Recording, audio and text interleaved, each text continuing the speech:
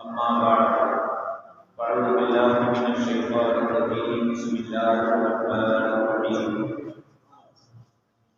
ألا إن أولياء الله لا خوف عليهم ولا هم يحزنون صدق الله مولانا العليم وبلغنا رسوله النبي الأمين المجيد الكريم ونحن على ذلك لمن الشاهدين والشاكرين والذاكرين والحمد لله رب العالمين وارض حضرت امام صلی اللہ علیہ وسلم کے سلام اور محمد بیدت کے ساتھ پیش کریں اللہم صلی علی سیدنا مولانا محمد وعلى وبارک وسلم صلاۃ و سلام علیک یا رسول اللہ صلاۃ و سلام علیک یا عاصم اللہ۔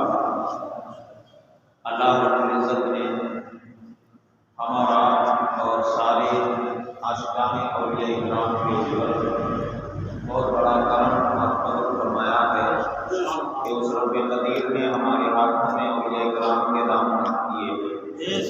اللہ رب العزت کی بارگاہ میں دعا ہے اور پروردگار کرتے دم تک کے دامن ہمارے ہاتھوں میں رہیں، ہم اپنی قبر میں اترے تو یہ دامن لے کے جائیں۔ ہمیں امید ہے کہ انہی دامنوں کا سایہ ہمیں میدان محشر میں ضرور ملے گا۔ فخر صابران حضور علاء الدین علی احمد ثابت علی رحمۃ الرحمان کے عرس کے موقع پر سرزمین لگڑا میں یہ پروگرام مسجد کے اندر رکھا گیا ہے تاکہ اللہ رب العزت ہمارے اس پروگرام کو قبولیت کا شرف عنایت فرمائے اور ہماری غلامی کو ان کی بارگاہ میں قبول فرمائے۔ ویسے تو اللہ رب العزت ہمارے دلوں کے راز جانتا ہے اور کس سے کتنی محبت کرتا ہے۔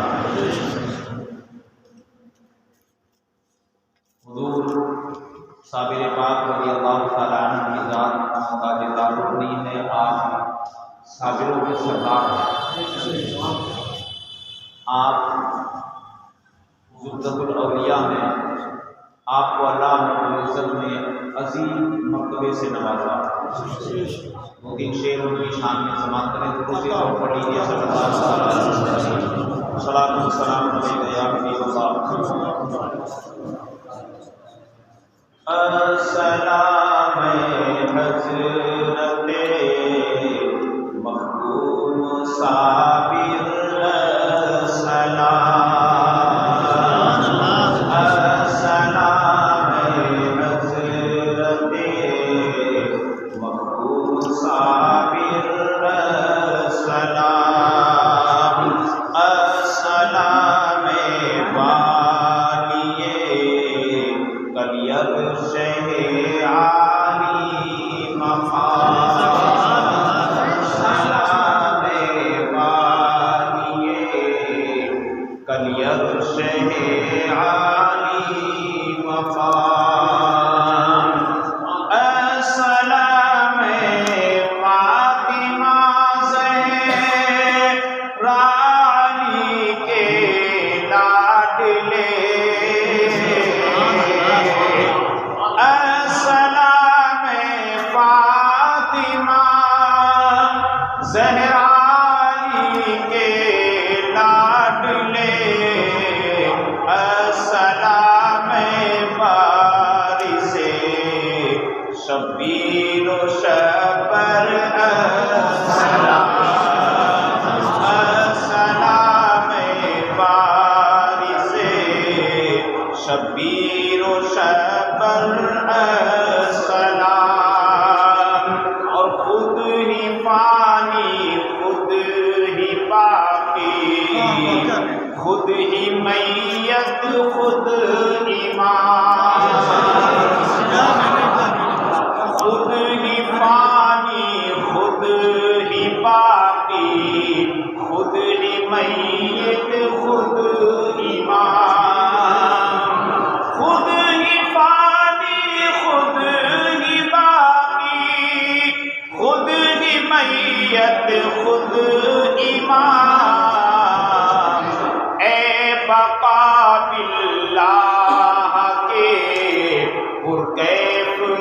منظر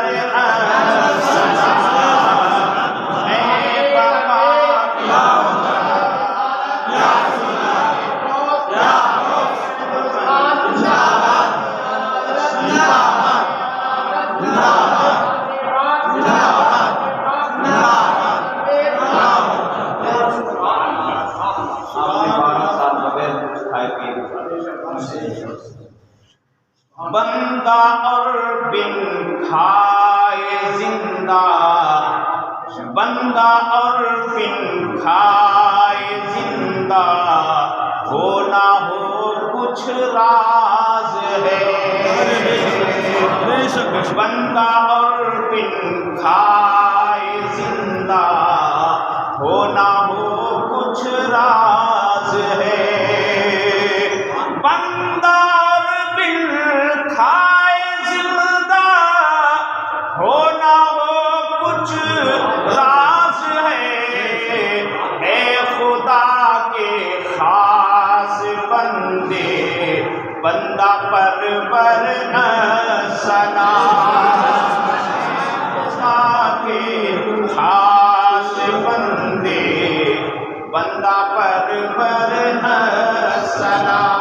سے ایک اور کرامت آپ سماعت کریں۔ جب کہا مسجد کو سجدہ کر تو سجدہ کر لیا، جب کہا مسجد کو سجدہ کر تو سجدہ کر لیا، جب کہا مسجد کو سجدہ کر تو سجدہ کر لیا، ایس السلام حاکم محراب منبر، السلام حاکم محراب منبر، السلام خود ہی فانی خود ہی باقی، خود ہی میت خود امام، خود ہی فانی خود ہی باقی، خود ہی میت خود امام، اے مقام اللہ کے پرکیف منظر، سلام حضرت مخدوم صابر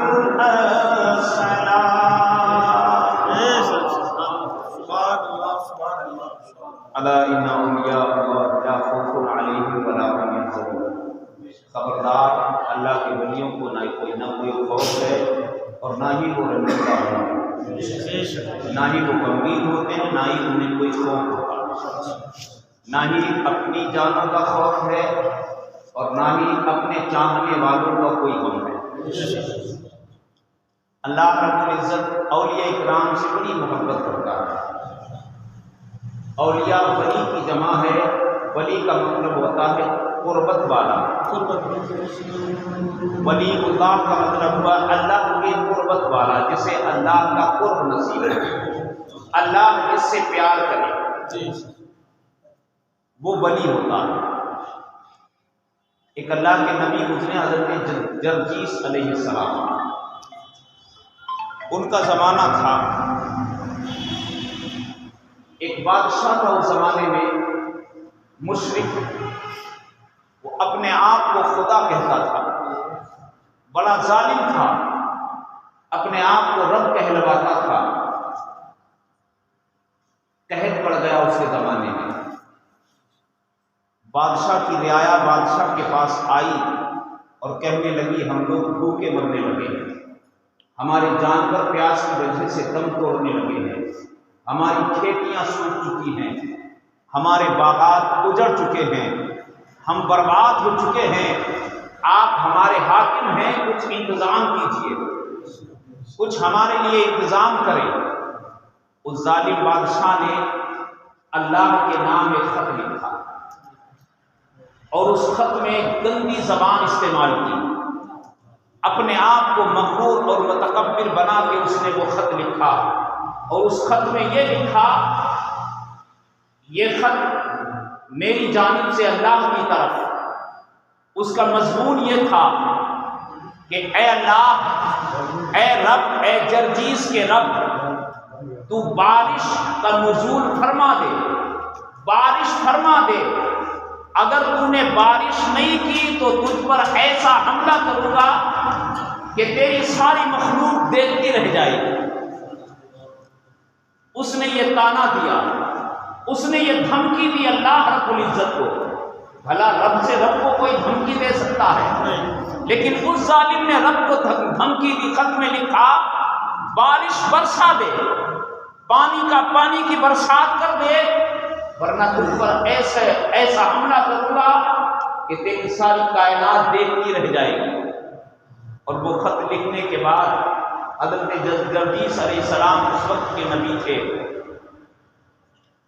ان کے پاس گیا اور جا کے کہنے لگا تم اپنے رب کے نبی ہو، تمہاری ملاقات تمہارے رب سے ہوتی ہوگی۔ کہا ہاں ہوتی ہے میری ملاقات۔ جب تم اپنے رب سے ملاقات کرنے جاؤ تو یہ خط لے کے جانا، میرا خط دے دینا، اپنے رب کو میرا خط دینا۔ حضرت جرجیس علیہ السلام نے وہ خط لیا اور لینے کے بعد اسے پڑھا۔ جب آپ نے پڑھا تو آپ بے چین و بے قرار ہو گئے، آپ کو غصہ آیا، لیکن وہ خط سمیٹ کے آپ نے رکھ دیا۔ اور جب رب کی ملاقات ہوئی تو رب کی بارگاہ میں وہ خط پیش کیا۔ رب تبارک و تعالیٰ نے پہلے ہی پوچھا اے جرجیس تم فلاں حاکم کا خط لے کے آئے ہو، وہ خط میرا مجھے دو۔ حضرات، حضرت جرجیس ایک مرتبہ تو عرض کرتے ہیں پروردگار وہ خط اس لائق نہیں ہے جو تجھے دکھایا جائے، اس میں ایسی زبان استعمال کی گئی ہے وہ تجھے دکھانے کے لائق نہیں ہے۔ کہا دے مجھے دکھا، میں سب کچھ جانتا ہوں، اس نے کیا لکھا ہے، خط میں کیا ہے، میں سب کچھ جانتا ہوں، لیکن تم مجھے وہ خط دے۔ حضرات، حضرت جرجیس علیہ السلام نے وہ خط اللہ رب العزت کی بارگاہ میں پیش کیا۔ رب قدیر نے دیکھا کہ اس پہ خط میں لکھا ہے کہ تو بارش کا نزول فرما دے، ورنہ تم پہ ایسا حملہ کروں گا کہ تیری مخلوق دیکھتی رہ جائے گی۔ اللہ رب العزت نے حضرت جرجیس علیہ السلام سے خط پڑھنے کے بعد ارشاد فرمایا جرجیس اس کے پاس جاؤ، حالانکہ رب چاہتا تو اسے خنزیر بنا دیتا، رب چاہتا تو اسے کتا بنا دیتا، رب چاہتا تو اس پہ اسی وقت بجلی گرا دیتا، لیکن پروردگار عالم کی مشیت کچھ اور ہی تھی۔ رب نے فرمایا جرجیس جاؤ اس کے پاس، اس سے کہنا اگر رب نے بارش نہیں کی تو تو کس طرح حملہ کرے گا، اس رب پہ کہاں چڑھ کے حملہ کرے گا، کس چیز سے حملہ کرے گا، تو اس رب کو تلاش کیسے کرے گا، حملہ کرنے کا انداز کیا ہوگا۔ جب حضرت جرجیس علیہ السلام اس کے پاس گئے، اس سے کہا تو نے جو رب کو دھمکی دی ہے حملہ کرنے کی، اگر اس نے بارش نہیں کی تو تو کس طرح حملہ کرے گا۔ تو وہ ظالم حاکم بھی کہنے لگا میں ایسے ہی حاکم نہیں بن گیا ہوں، میں نے بھی کچھ سوچ سمجھ کے خط لکھا ہے، میں نے بھی سوچ سمجھ کے خط لکھا ہے۔ کہا تو کیسے حملہ کرے گا، کہا میں نے ایسے ہی نہیں لکھا ہے، میں نے بھی کچھ سوچ رکھا ہے کہ میں حملہ کیسے کروں گا۔ اے جرجیس اگر رب نے بارش نہیں کی تو میرا رب کی طرف حملہ اس طرح ہوگا کہ میں رب پہ تو حملہ نہیں کر سکتا، لیکن رب کے جو ولی ہیں ان پہ حملہ کروں گا۔ اللہ رب العزت کے جو قریبی بندے ہیں، جو اس کے اولیاء ہیں، ان پہ حملہ کروں گا، وہ تو زمین پہ رہتے ہیں، اور میں سمجھتا ہوں کہ ان پہ حملہ کرنا اللہ ہی پہ حملہ کرنا ہوگا، ان پہ حملہ کرنا اللہ ہی پہ حملہ کرنا ہوگا۔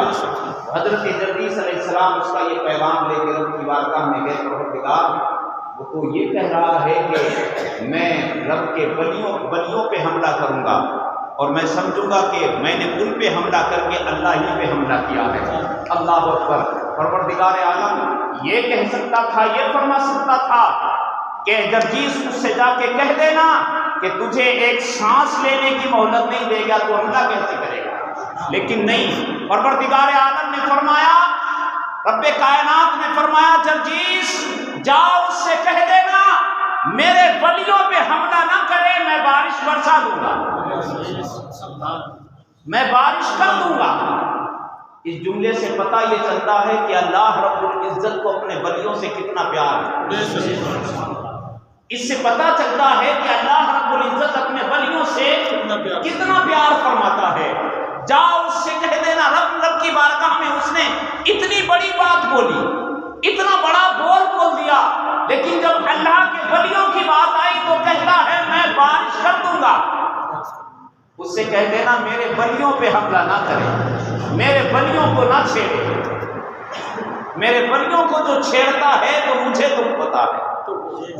حضرات، حضرت جرجیس علیہ السلام نے آ کے کہہ دیا، اے حاکم وقت، اللہ رب العزت فرما رہا ہے کہ میرے ولیوں پہ کو حملہ نہ کرنا، میں بارش برسا دوں گا۔ رات کی بات تھی، صبح تک بارش ہوگی، صبح تک بارش ہوگی۔ جب صبح تک بارش ہوئی، صبح کو اٹھا تو بڑا سینہ چوڑا کر کے لوگوں میں گھوم رہا ہے کہ دیکھو میرے ایک خط کا پاور دیکھو، میں نے اس رب کی طرف ایک خط لکھا ہے، جرجیس کے رب کی طرف، اس نے میری ایک دھمکی پر بارش کا نزول فرما دیا، اس نے بارش کی، برسات کی، پانی برسا دیا۔ حضرات محترم، ابھی یہ سوچ ہی رہا تھا کہ تھوڑی دیر کے بعد اس کا دماغ پلٹ گیا اور اپنے سارے چیلوں کو لے کے حضرت جرجیس کی بارگاہ میں پہنچ گیا۔ حضرت جرجیس اپنے عبادت خانے میں مشغول تھے، عبادت میں، وہیں پہنچ گیا جہاں وہ عبادت کر رہے تھے۔ حضرت جرجیس نے جب دیکھا کہ یہ بادشاہ آیا ہے، اس نے رب کو اتنی بڑی دھمکی دی ہے، رب نے بارش بھی فرما دی ہے، اب یہ کیوں آیا ہے؟ اب کیا کون سا یہ حملہ لے کے آیا ہے؟ تو حضرت جرجیس علیہ السلام نے کہا، اے بادشاہ حاکم وقت، بارش کی فرمائش کی تو بارش ہو گئی، اب تو کس لیے آیا ہے؟ کہا، اے جرجیس آیا ہوں، اپنے چیلوں کو ساتھ لے کے آیا ہوں، پہلے تجھ سے جھگڑنے کے لیے آیا تھا، اب اس رب سے ملنے کے لیے آیا ہوں، اب اس رب سے ملنے کے لیے آیا ہوں، پہلے جھگڑا کرنے آیا تھا، اب صلح کرنے کے لیے آیا ہوں۔ کہا صلح کیسی؟ کہا میں تیرے رب کو مان گیا کہ جو اپنے ولیوں کی خاطر دشمنوں کو معاف کر دیتا ہے، اپنی ولیوں کی وجہ سے دشمنوں کو معاف کر دیتا ہے، وہ اپنے ولیوں سے کتنی محبت فرمانے والا ہے، وہ ان سے کتنی محبت کرتا ہوگا جو اس کی بارگاہ میں سر جھکاتے ہیں۔ واقعی اے جرجیس، تمہارا رب اس لائق ہے کہ اس کی بارگاہ میں سر جھکایا جائے۔ مجھے اپنا رب کا کلمہ پڑھاؤ اور اپنے ساتھیوں میں شمار کرو۔ اللہ کے ولیوں کی یہ شان ہے۔ اللہ رب العزت نے ان سے بڑا پیار فرمایا ہے، ان سے بڑی محبت کی ہے، اور اس کا اندازہ آپ اس بات سے لگا سکتے ہیں کہ رب تبارک و تعالیٰ کو ان سے اتنا پیار ہے کہ ان کی محبت ہمارے اور آپ کے دلوں میں بھی ڈالتی ہے۔ رب فرماتا ہے کہ میں تو ان سے پیار کرتا ہی ہوں، تم بھی ان سے پیار کرو، تم بھی ان سے محبت کرو۔ حضرات محترم، حضور صاحب پاک رضی اللہ تعالیٰ عنہ، ان کا نام علاء الدین علی احمد ثابت ان کا لقب ہے۔ افغانستان کے شہر ہرات میں 19 ربیع الاول 593 ہجری کو یہ پیدا ہوا، جمعرات کے دن۔ ان کی والد ماجد کا نام حضرت عبد الرحیم رضی اللہ تعالیٰ عنہ، ان کی والدہ کا نام حضرت حاجرہ خاتون رضی اللہ تعالیٰ عنہ۔ یہ جب پیدا ہوئے تو ان کے پیدا ہونے کا ایک الگ رنگ تھا۔ آپ جب پیدا ہوئے تو دائی آپ کو غسل دینے کے لیے بڑھی، اس نے جیسے ہی ہاتھ لگایا آپ کے تو اس کے ہاتھ جلنے لگے۔ آپ کے جسم اطہر میں جیسے ہی دائی نے نہلانے کے لیے ہاتھ لگایا، غسل دینے کے لیے، تو ہاتھوں میں جلن محسوس کی اور اتنی جلن، اتنی آگ محسوس کی کہ وہ برداشت نہ کر سکی۔ اس نے حضرت صابر پاک کو چھوڑ دیا اور فوراً آپ کی والدہ حضرت حاجرہ خاتون کی بارگاہ میں حاضر ہوئی۔ عرض کرنے لگی میں نے آپ کے لخت جگر کو ہاتھ لگایا لیکن میں برداشت نہ کر سکی، ان کے جسم میں اتنی گرمی ہے، میں اس جلن کو برداشت نہ کر سکی۔ تو حضرت حاجرہ خاتون رضی اللہ تعالی عنہ نے فرمایا میرے بیٹے کو کوئی بغیر غسل نہیں دے سکتا، جاؤ پہلے وضو کرو، وضو کرنے کے بعد غسل کرو۔ حضرات حضرت حاجرہ خاتون فرماتی ہیں کہ جب میرا لخت جگر پیدا ہوا میں نے دیکھا کہ میرا سارا گھر معطر ہو گیا اور میں نے دیکھا کہ حوروں کی ایک قطار لگی ہے اور وہ میرے لخت جگر کی پیشانی پر بوسہ دے کے واپس جاتے ہیں، کبھی فرشتوں کی جماعت آتی ہے وہ پیشانی کو چوم کے واپس چلی جاتی ہے۔ حضرات محترم یہ آپ کی شان ہے، بچپنے سے آپ کی یہ شان ہے۔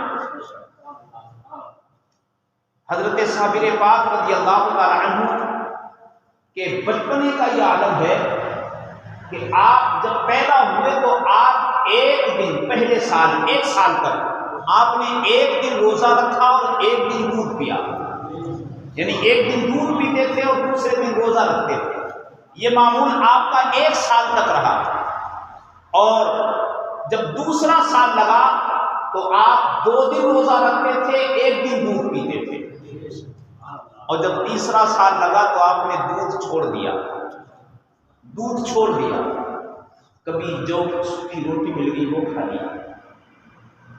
کبھی آپ نے صرف پانی پی لیا، اس میں گزارا کر لیا، اور اکثر آپ روزہ رکھا کرتے تھے۔ ایک دن آپ کے والد محترم اپنے گھر کے صحن میں آئے تو ایک سانپ کٹا ہوا پڑا تھا، دیکھا کہ ایک سانپ پڑا ہے، اس کو 2 ٹکڑے۔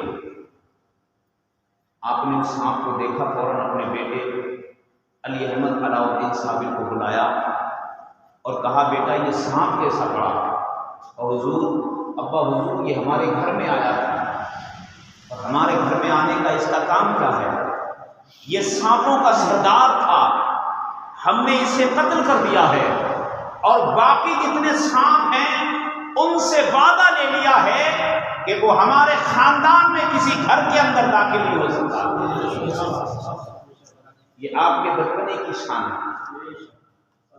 آپ کو ایک مرتبہ بھوک لگی، آپ نے اپنی امی سے کہا امی جان مجھے بھوک کی شدت ہے، آپ مجھے کھانا دیں۔ تو آپ کی امی نے دیکھا کہ گھر میں کوئی چیز کھانے کے لیے نہیں، تو آپ نے ایسے ہی پتیلی میں تھوڑا پانی بھرا اور اس کو چولہے پر چڑھا اور کہا بیٹا کھانا تیار ہو رہا ہے، تیار ہو جائے گا تو کھانے کو مل جائے گا۔ آپ کو کافی دیر ہو گئی، پتیلی میں پانی ابل رہا ہے، پھر آپ نے کھانا مانگا، ماں نے پھر تسلی دی، کہ تیسری بار پھر کھانا مانگا، پھر تسلی دی، آخرکار خود ہی آپ چولہے کے پاس پہنچے اور پتیلی کا سرپوش اٹھایا، ڈھکن ہٹایا تو دیکھا اس میں خوشبودار بریانی مہک رہی ہے، خوشبودار چاول مہک رہے ہیں۔ اللہ اکبر، یہ سرکار صابر پاک رضی اللہ تعالیٰ عنہ کی شان ہے۔ آپ کی والدہ فرماتی کہ جب میرا لخت جگر پیدا ہونے والا تھا تو آپ کی پیدائش سے کچھ دن قبل مجھے اللہ کے نبی صلی اللہ علیہ وسلم خواب میں نظر آئے۔ فرماتی حضرت حاجرہ خاتون کہ سرکار خواب میں نظر آئے اور سرکار نے فرمایا کہ ایک لخت جگر تیری گود میں آنے والا ہے، اے حاجرہ تو اس کا نام میرے نام پر احمد رکھنا، میرے نام پر احمد رکھنا۔ اور تاریخ میں آیا تھا کہ کچھ دنوں کے بعد، فرماتی کہ کچھ دنوں کے بعد حضرت علی خواب میں آئے۔ حضرت علی نے فرمایا کہ اے حاجرہ خاتون اس کا نام میرے نام پر علی رکھنا۔ اور آپ کے والد بزرگوار نے پیدائش کے وقت ایک حسین و جمیل خوبصورت دراز کر کے انسان کو دیکھا جن کے جسم سے خوشبو نکل رہی تھی۔ وہ آئے، آپ کے والد حضرت عبد الرحیم رضی اللہ تعالیٰ عنہ سے فرمایا کہ بچہ آنے والا ہے، اس کا نام علاء الدین رکھنا۔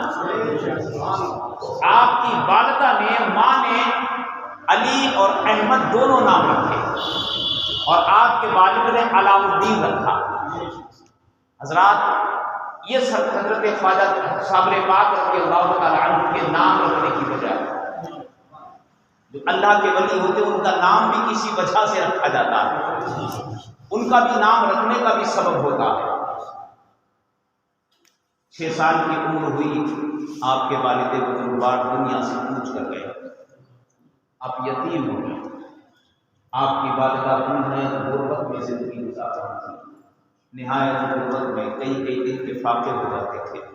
آخرکار آپ نے ارادہ فرمایا کہ میں اپنے اس بیٹے کو اس کے ماموں حضرت بابا فرید الدین گنج شکر رحمۃ اللہ تعالیٰ علیہ کی غلامی میں دے دوں۔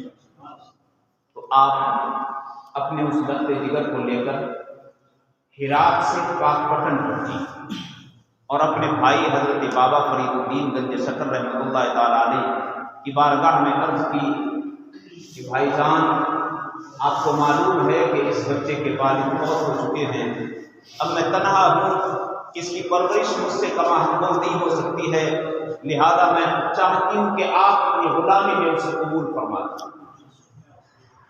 سرکار بابا فرید الدین رحمۃ اللہ تعالیٰ علیہ نے ارشاد فرمایا، بہن میں بھی یہ چاہتا تھا کہ میرا بھانجا میری بارگاہ میں آ جائے اور وہ یہی فیض حاصل کرے، یہی رہے میرے پاس۔